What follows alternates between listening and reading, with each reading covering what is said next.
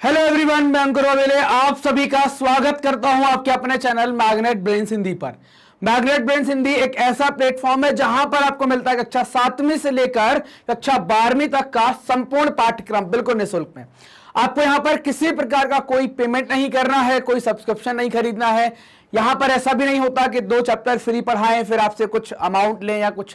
तो आपको magnet brains promise करता है फ्री एजुकेशन के लिए, मतलब आपको 1 रुपए खर्च नहीं करना है। सभी वीडियोस आपको बिल्कुल निःशुल्क में, बिल्कुल फ्री ऑफ कॉस्ट मिलते हैं, वो भी क्वालिटी कंटेंट और बेस्ट फैकल्टीज के साथ। तो बात करते हैं कि इस वीडियो के अंदर हम क्या पढ़ेंगे। तो इस वीडियो का टॉपिक होगा अतिरिक्त रोजगार का सृजन।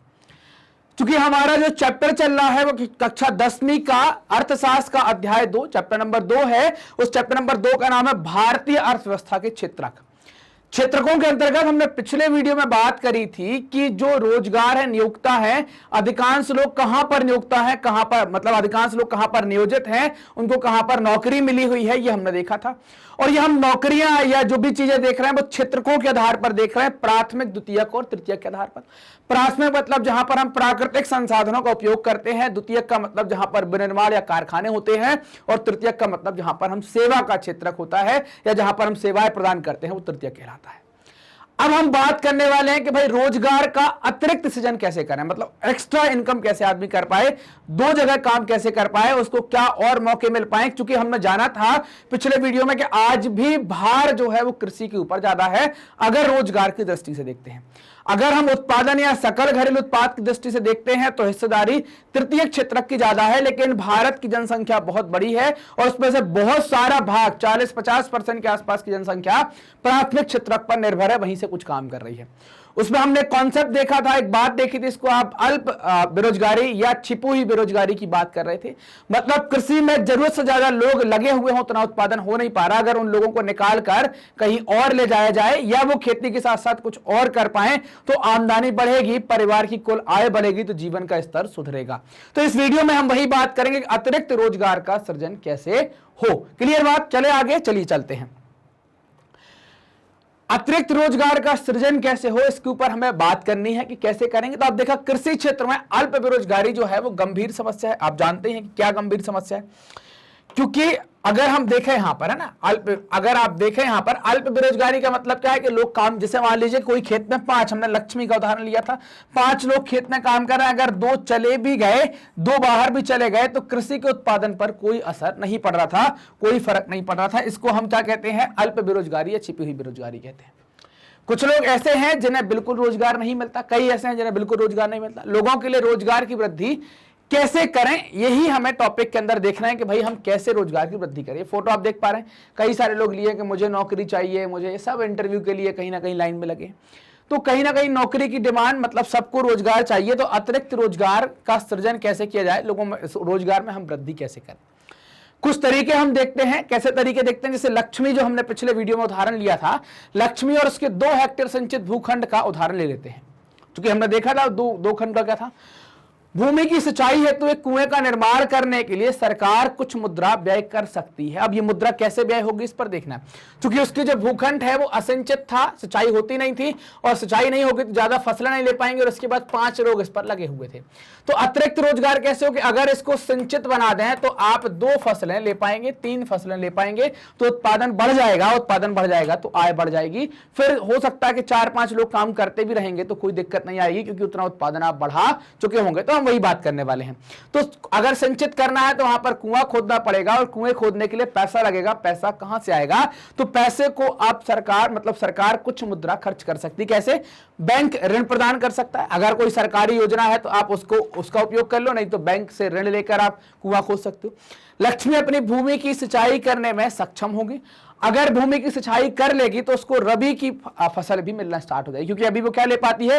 सिर्फ खरी की फसल ले पाती है। अगर कुआं हो जाएगा तो वो गेहूं की दूसरी फसल, मतलब रबी के मौसम में एक दूसरी फसल गेहूं भी उपजाएगी, उसको भी पैदा करेगी, और उससे भी फायदा होगा। 1 हेक्टेयर गेहूं की फसल 2 लोगों को 50 दिन, है ना, 1 हेक्टेयर गेहूं की फसल 2 लोगों को 50 दिन, मतलब कि बीज डालने, पानी देने, खाद डालने और कटाई में रोजगार देती है। कोई भी फसल लगभग 80 से 100 दिन लगता है उसको, तो 50 दिन आपको रोजगार देगी। 2 अन्य सदस्यों को अपनी जमीन में रोजगार मिल जाएगा। मतलब कि अगर हम देख लें यहां पर, चूंकि अगर हम केवल खरीफ की बात करते हैं, केवल खरीफ की बात करते हैं तो इस पर 3 लोग लगे हुए थे। तो अब क्या हो जाएगा यहाँ पर कि 2 अन्य लोगों को रोजगार मिल जाएगा अगर सिंचाई हो जाती है, सिंचाई की व्यवस्था हो जाती है। तो कई खेतों की सिंचाई के लिए नए बांध का निर्माण किया जाता है, जैसे इकट्ठे कई कोई पूरा गांव सूखा हुआ है, सरकार का ध्यान गया कि भाई यहां तो कुछ व्यवस्था करनी पड़ेगी, तो ऐसा बांध बनाते हैं और उस बांध से ये नहर निकाल देते हैं। ये नहर जहां जहां जाएगी पानी की व्यवस्था होती चली जाएगी। तो नए बांध बनाए जाते हैं, नहरें खोदी जाती हैं, नहरें बनाई जाती हैं, इससे सिंचित हो जाती है जमीन और उनको पानी मिल जाता है, उनके खेत की उत्पादन क्षमता बढ़ जाती है, फसलें भी बहुविधि फसल प्रणाली पर आ जाते हैं, एक से ज्यादा फसलें वो लेना स्टार्ट कर देते हैं। इससे कृषि क्षेत्र में रोजगार के अनेक अवसर सृजित हो सकेंगे। मतलब क्या होगा कि आप ज्यादा फसल पैदा करेंगे तो रोजगार, मतलब आप काम करेंगे वहां पर, हो सकता है कि आपको लगे कि हम कोई फल वल लगा लें, हो सकता है कि आपको लगे कुछ और काम कर लें खेती से जुड़े, तो रोजगार के नए अवसर सृजित होंगे। अल्प बेरोजगारी की समस्या अपने आप क्या होगी, धीरे धीरे कम हो जाएगी, खत्म हो जाएगी। अगर आप ऐसा कर देते हैं कि हर जमीन संचित हो जाए, हर व्यक्ति 2 या 3 फसलें ले पाए, तो अल्प बेरोजगारी की समस्या धीरे धीरे कम होना स्टार्ट हो जाएगी। मान लीजिए कि कुआं खोद लिया लक्ष्मी ने, और लक्ष्मी की जैसे और कोई किसान है उनने कुआं खोद लिया। इससे क्या होगा, कुआं खोद लिया तो उत्पादन अच्छा लेते हैं, इससे खेत से उत्पादन अच्छा लेंगे पहले की तुलना में। अब मान लीजिए कि इनका उत्पादन, चूंकि इनकी ये रबी की फसल थी जिसमें इनने गेहूं उगाई थी, इसका उत्पादन अच्छा हुआ। इस उत्पादन का करेंगे क्या, अचार डालें, बताइए क्या करें।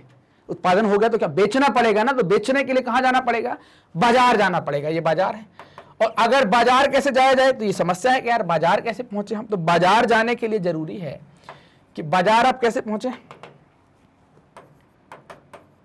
तो इसके लिए जरूरी है कि आपको ये सड़क है ना, इस सड़क के माध्यम से, मतलब क्या होगा, यहां पर परिवहन भी अच्छा होना चाहिए। अगर परिवहन बढ़िया होगा तो ये परिवहन या सेवा क्षेत्र क्या कर रहा है, आप बाजार जाएंगे डायरेक्ट तो बिचौलिया नहीं मिल पाएगा, सीधे बाजार में व्यापारी को बेचेंगे तो आपको दाम अच्छे मिलेंगे। तो मतलब गांव को शहरों के साथ या बाजारों के साथ कनेक्ट करने के लिए एक अच्छा परिवहन भी होगा, तो इससे उनकी आमदनी में और फायदा होगा।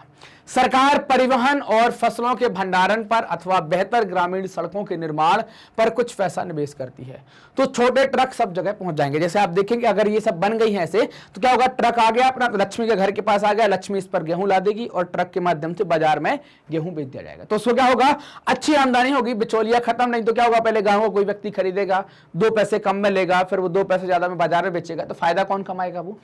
लेकिन व्यवस्था हो जाने से आपके पास उत्पादन सही हुआ है तो आप अपनी गाड़ी लोड करो, अपने ट्रक में, अपने ट्रैक्टर में डालो और ले जाओ और बेचो। लक्ष्मी जैसे अनेक किसान जिन्हें अब पानी की सुविधा उपलब्ध है, फसलों की उपज और विक्रय कर लेते हैं, है ना, कि उनके द्वारा फसल की उपज कर लेते हैं और उसको बेच लेते हैं। किसानों को उत्पादक रोजगार के साथ साथ क्या चाहिए, परिवहन चाहिए और व्यापार चाहिए। क्यों परिवहन और व्यापार चाहिए, परिवहन और व्यापार देखते हैं तो सेवाओं में यहां पर जो लगे लोग होते हैं, परिवहन में से ट्रक चलाना है या कुछ और, व्यापार में जो व्यापारी लोग हैं, तो किसानों का उत्पादक रोजगार कैसे अच्छा हो पाएगा, उसमें परिवहन और व्यापार मिल जाएगा तो ये अच्छा हो जाएगा, और इससे क्या होंगे, रोजगार के अवसर उपलब्ध होना स्टार्ट हो। कैसे, अब उत्पादन आप ज्यादा करने लगे हैं तो परिवहन की आवश्यकता आपको यहां पर पड़ने लगी है। देखो अगर आप उत्पादन करने लगे तो गाड़ी वाले की आवश्यकता पड़नी पड़ी है, बेच रहे हैं। आपका उत्पादन ज्यादा हुआ तो गाड़ी में माल चढ़ाने वाले की आवश्यकता पड़ेगी, वो भी चढ़ाएगा, और यहाँ पर गाड़ी में माल उतारेगा भी। तो क्या होगा, यहाँ पर 3-4 लोगों को काम एक्स्ट्रा मिल गया, तो ये क्या होगा, रोजगार में रोजगार उपलब्ध होंगे, अतिरिक्त रोजगार बढ़ेंगे, नए रोजगार बनेंगे। अब देखते हैं कि लक्ष्मी की जरूरत क्या थी। तो लक्ष्मी या लक्ष्मी के जैसे किसान है उनकी जरूरत थी पानी, और पानी के अतिरिक्त उन्हें कई सारी चीजें और चाहिए। पानी पहली प्राथमिकता थी ताकि खेत सिंचित हो पाए।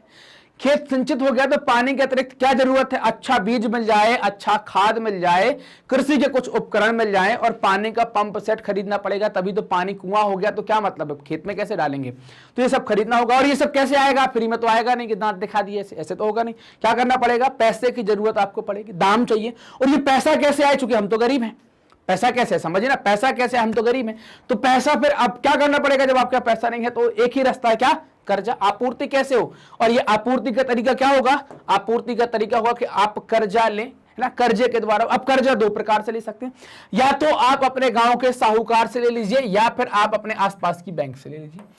दोनों में फर्क क्या है, ये कर्जा आप लेने जाएंगे बैंक में, हो सकता है कि आपको थोड़ी सी समस्या हो, फॉर्मेलिटी हो, फार्म आराम भरना पड़े, कुछ कागजात जमा करने पड़े, तब मिल पाए। साहूकार के पास आप जाएंगे, बोले सेठ जी 50,000 की आवश्यकता, तुरंत दे देगा। लेकिन फर्क क्या है, यहां पर पैसा तो तुरंत मिल जाएगा, लेकिन ब्याज की दर बहुत ज्यादा होगी, वो आपसे 24%, 28%, 36% तक का ब्याज वसूल सकता है। बैंक इतना ब्याज नहीं वसूलता, बैंक आपसे 10-11% ब्याज में पैसा दे सकता है।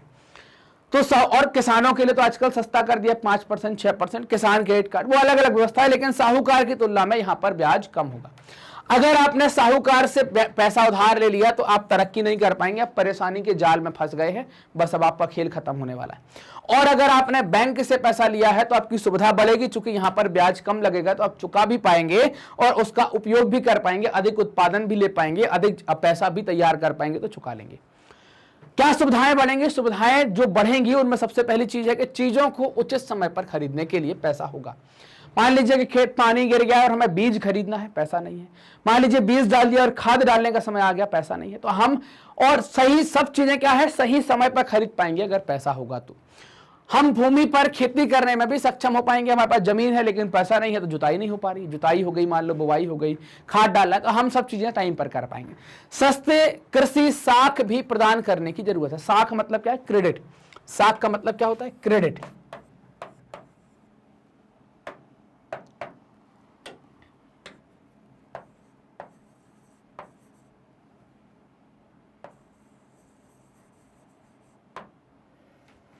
क्या होता है? क्रेडिट होता है साख का मतलब। अब ये क्रेडिट का मतलब क्या हो गया? तो क्रेडिट का मतलब हो जाता है कि जो इमेज बन जाती है ना साख, जैसे मान लो, देखो मैं बताता हूं क्या है। मैंने आपसे 100 रुपए उधार लिए, मान लो मैं आपका दोस्त हूं और मैंने आपसे 100 रुपए उधार लिए और मैंने बोला परसों दे दूंगा, लेकिन मैंने दिए नहीं। आपने 2-3 बार मांगे और मैंने बोला यार नहीं है, तो क्या अगली बार जब मैं 50 मांगने आऊंगा या 100 या 500 मांगने आऊंगा तो आप देंगे? मेरी क्या हो गई? साख खराब हो गई, मतलब इमेज आपकी नजर में खराब हो गई। यार ये बोले सर तो गड़बड़ है, आदमी 200 ले गए थे अभी तक नहीं दिए, मूर्ख बना देते हैं। तो अगर आपने मुझे 100 रुपए दिया और मैंने परसों बोला, परसों के एक दिन पहले ही मैंने आपको दे दिया, तो आपको सर एकदम करेक्ट आदमी, ले गए तुरंत दे गए। ये होती है साख या क्रेडिट बिल्डिंग, साख बनाना। तो ऐसे ही बैंक में क्या है, सस्ते कृषि साख पर, मतलब सस्ते कृषि साख पर भी ऋण देने की जरूरत है। आपको यहां पर जो ऋण मिलने चाहिए वो सस्ते मिलने चाहिए, कृषि साख पर भी उपलब्ध होने चाहिए। और ये किसकी बात की जा रही है? ऋण के बारे में। मतलब अगर कम ब्याज पर मिलना चाहिए, कृषि साख पर के वो ठीक ठाक उत्पादन करता है तो उसको मिल जाना चाहिए। तो ऐसा, उससे क्या होगा? कृषि के सुधार में सक्षमता आएगी, कृषि सुधरेगी, इससे रोजगार बढ़ेंगे, मतलब उत्पादन बढ़ेगा। तो ये भी जरूरी है। एक और अन्य तरीका है कि आप क्या कर सकते हैं, रोजगारों का सृजन कैसे कर सकते हैं। ये तरीका तो हमने देख लिया कृषि में। क्या दूसरा तरीका क्या है? अर्ध ग्रामीण क्षेत्र। अब अर्ध ग्रामीण क्षेत्र क्या होता है? जो गांव शहर बनने की तरफ जा रहा है, मतलब कस्बा बन गया, उसको अर्ध ग्रामीण कहते हैं। तो अर्ध ग्रामीण क्षेत्रों में उन उद्योगों और सेवाओं की पहचान करना और उन्हें बढ़ावा देना। उन्हें मतलब क्या करें कि भाई उन्हें थोड़ी सा बढ़ावा दिया जाए। अर्ध ग्रामीण क्षेत्रों में उन उद्योगों और सेवाओं की पहचान करें और उन्हें बढ़ावा देना जहां बहुत अधिक लोग नियोजित किए जा सकते हैं। मतलब आप यहां पर जैसे कोई अर्ध ग्रामीण क्षेत्र है तो वहां पर कुछ उद्योग पहचान लें, सेवा पहचान लें और उनको क्या करें? बढ़ावा दें। और इससे क्या होगा? बढ़ावा देंगे तो कुछ लोगों को, वहीं लोकल के लोगों को नौकरी मिलेगी। उदाहरण के लिए आप मान लें किसान अरहर और मटर दलहन फसलें उगाते हैं, तो इसके लिए क्या करें? तो एक दाल मिल खोल लें ताकि लोग यहां पर क्या कर पाए? इसको दलहन खरीद पाए, मतलब वसूली हो जाए, इसकी खरीद लें। और प्रसंस्करण मतलब प्रोसेस कर दें तो क्या होगा? शहरों में विक्रय करने के लिए दाल मिल की स्थापना कर दें। क्या होगा? क्या दाल आपको ऐसी मिलती है कि इस तरीके से इसको तोड़ना पड़ता है, 2 टुकड़े होते हैं इसके, इस तरीके से आपको दाल मिलेगी। तो फिर क्या होगा? आपको जो दाल खड़ी मिलती है वो दाल थोड़ी हम बना पाएंगे। आपको तो ऐसे टूटी हुई चाहिए, उसका कवर निकल जाए, छिलका निकल जाए, तो फिर हम खा पाएंगे। तो इसके लिए क्या हो कि आप दाल मिल लगा तो छोटी जगहों पर लगा सकते हैं। तो इससे क्या होगा? इससे वहां पर कई सारे लोगों को नौकरी मिलेगी, उस आसपास के एरिया का थोड़ा सा भला भी होगा। दूसरा, शीत भंडारण गृह, जिसको आप कोल्ड स्टोरेज भी कहते हैं। आप देख पा रहे हैं कोल्ड स्टोरेज अंदर की स्थिति है। मान लीजिए कि हमने आलू ज्यादा पैदा कर लिया, प्याज ज्यादा पैदा कर ली, तो उनको हम रखें कहां? तो उनको कोल्ड स्टोरेज में रखें ताकि उचित समय पर ज्यादा दाम प्राप्त कर सके। तो इससे क्या हो कि कोल्ड स्टोरेज हो और वहां पर प्रसंस्करण का एक उदाहरण है। ये कैसा प्रसंस्करण कि भाई जब हम मान लीजिए कि हमने आलू पैदा किया या प्याज पैदा की या हमने गाजर पैदा, कोई भी हमने चीज ज्यादा पैदा कर ली और उसके भाव नहीं बाजार में आ रहा है, तो हम उसको रख पाए तो काफी लंबे समय तक। प्रसंस्करण का मतलब क्या है कि उसको कोल्ड स्टोरेज में रखेंगे तो काफी लंबे समय तक उसको रख पाएंगे और जब सही भाव आ जाएगा, है ना, बाद में अच्छी कीमत आ जाएगी, तो हम क्या कर लेंगे? उसको बेच लेंगे। आलू प्याज जैसे उत्पादों का हम भंडारण कर लें और बाद में उसको अच्छी कीमत पर बेच पाए, ये शीत या कोल्ड स्टोरेज या शीत भंडारण गृह का उदाहरण होता है। वन क्षेत्रों में निकटवर्ती गांवों से आप शहद इकट्ठी कर सकते हैं। जिसे वन क्षेत्र है, या आप गांव वालों के साथ शहद का बी फार्मिंग के बारे में भी सिखा सकते हैं। मधुमक्खी पालन कहलाता है। ये मधुमक्खी का छत्ता होता है, इस तरीके से पालन भी होता है। अगर आप फूल की खेती कर रहे हैं या हमारी फसल पर फूल आ रहा है तो ऐसे बॉक्स रखकर इससे क्या होगा, शहद आप पैदा कर पाएंगे और शहद को फिर आप बेच पाएंगे।